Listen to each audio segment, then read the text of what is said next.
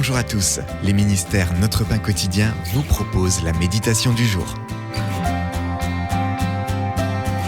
Route barrée par l'Esprit.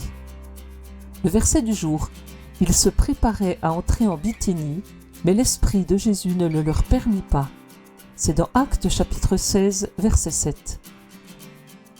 Au terme d'un long voyage, ma femme et moi étions presque arrivés chez nous, mais un grand panneau « Route fermée à la circulation » nous barrait le chemin.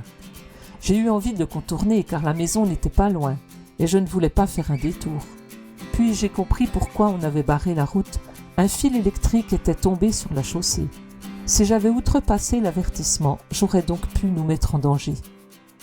Dans Actes chapitre 16, versets 6 à 10, Paul et ses compagnons désiraient ardemment prêcher l'évangile en Asie, mais le Saint-Esprit leur en a fermé la porte. Les détours ne sont toutefois pas toujours synonymes de rejet. Il peut s'agir de redirection divine. Comme le barrage routier de notre rue, Dieu a détourné Paul pour l'empêcher d'entrer en Bithynie. Cela a dû le contrarier, surtout qu'il cherchait à faire de son mieux. Mais il a ensuite reçu une vision dans laquelle un homme lui disait « Passe en Macédoine, secours-nous » Dieu a dit non à quelque chose de bien parce qu'il préparait ses enfants à faire autre chose, à porter la bonne nouvelle aux gens d'un autre continent. Au lieu de voir ce non comme une punition ou un rejet, voyons-le comme une redirection par son esprit. Ces détours nous conduisent souvent à des rendez-vous divins. Ne faisons pas simplement confiance à sa direction lorsque la route nous est ouverte.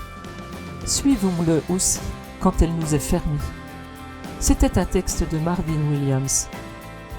Quand Dieu vous a-t-il barré la route alors que vous cherchiez à faire quelque chose de bien? Seigneur, aide-moi à accepter les portes que tu fermes, tout comme j'accepte celles que tu ouvres. Cet encouragement vous a été proposé par les ministères Notre Pain Quotidien.